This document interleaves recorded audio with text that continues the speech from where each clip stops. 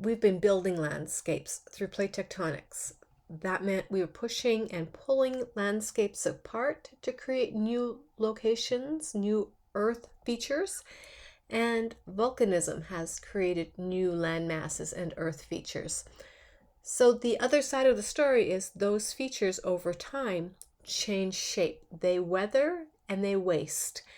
And that happens through the mechanism of geomorphology. So if we break down the word geomorphology, geo means earth, morph means a change, and ology is the study of. So earth morph change study is what geomorphology means.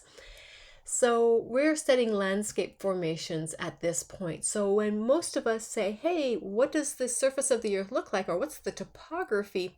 We're talking about geomorphology. We're talking about what are the intricate shapes produced on the surface of the earth.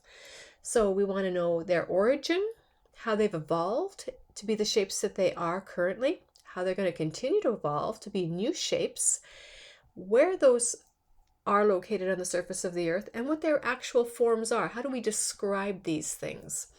Geomorphology is an exogenic process. That means exo, external, genic, genesis, to create. So externally created. Anything that's externally created on the earth comes from an energy source away from the earth. That means that the energy source for geomorphology is the sun. And that is the product of wind and water, which we've been discussing all semester. So the last thing on the slide that I want to talk about is denotation. And denotation is the act of wearing away and rearranging landforms through those exogenic processes of wind and water. So wind and water, separate or together, will act to wear away a landscape, transport that material that has been worn away, causing a new landform structure, and then transport that material somewhere else to create a new landscape structure somewhere else.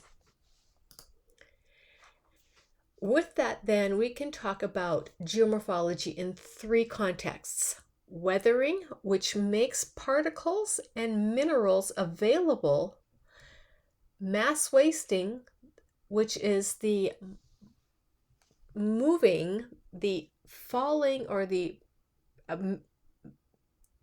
pulling into position of that mineral or rock. And then erosion, which is the transport away of that mineral or rock. Very often, weathering and erosion get confused, and sometimes people will say that weathering is erosion, but there's very distinct differences. Weathering is just the making available, all right? The erosion is the transport away.